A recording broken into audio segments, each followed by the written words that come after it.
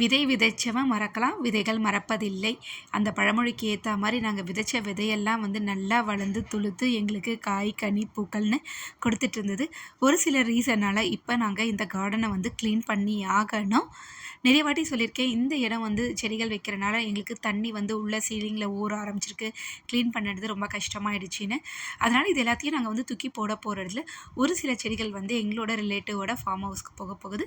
ஒரு சிலதை நாங்கள் பக்கத்தில் வச்சு பராமரிச்சுட்டு அதுக்கப்புறம் வந்து இதெல்லாமே க்ளீன் பண்ணதுமே திரும்பி எடுத்துகிட்டு வந்துடுவோம். என்னென்ன செடிகள்லாம் அட் ப்ரெசென்ட் இருக்குதுன்னு பார்த்திங்கன்னா, பச்சை மிளகாய், எலுமிச்சை, பவளமல்லி, செம்பருத்தி, நந்தியாவட்டம், ரோஜா செடி, மல்லி, இதெல்லாம் வந்து இப்பொழுதைக்கு அட் ப்ரெசென்ட் வந்து வீட்டில் இருக்குது. இதில் வந்து எது வந்து எங்களால் வந்து ட்ரான்ஸ்போர்ட் பண்ண முடியும் ஃபார்ம் ஹவுஸ்க்கு, ஏன்னா அது வந்து ஈஸியார்கிட்ட இருக்குது. அங்கே எது வந்து ட்ரான்ஸ்போர்ட் பண்ண முடியுமோ அந்த செடிகள்லாம் வந்து கண்டிப்பாக கொடுத்துருவோம். ஏன்னா நம்மளால் வளர்க்க முடியலனாலும் மற்றவங்களால் வளர்க்க முடியுதுன்னா கொடுத்து நம்ம செடிகள் வளர்கிறது தான் பார்க்கணுமே தவிர ஒரு செடி அழிகிறதுக்கு நம்ம காரணமாக இருக்கக்கூடாது. ஹஸ்பண்ட்க்கு ரோஸை கண்டிப்பாக விடவே முடியாது, அவர் பார்த்து பார்த்து வளர்த்தது. அதனால் ரோஸ் செடி கண்டிப்பாக, ரோஸ் செடி, ஒரு செம்பருத்தி, இந்த மாதிரி செடிகளை வச்சுட்டு மற்ற எல்லாமே வந்து எலுமிச்சையெல்லாம் வந்து கொடுத்துடுவோம். எலுமிச்சையெல்லாம் நல்லா பிஞ்சு விட்டு துளுத்து காயும் கொடுத்துட்ருக்கு. பட் சிச்சுவேஷனுக்கு ஏற்ற மாதிரி நம்ம மூவ் ஆகிட்டு இருக்கணும்.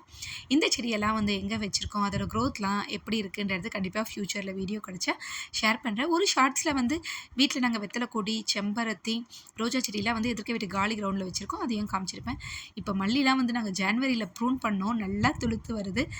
எதுவுமே பிளான் பண்ணாமல் ஒரு அன்பிளான்டு இன்சிடென்ட்னால நாங்கள் இந்த கார்டனிங்கை வந்து ஸ்டாப் பண்ண வேண்டிய சிச்சுவேஷன் வந்துடுச்சு.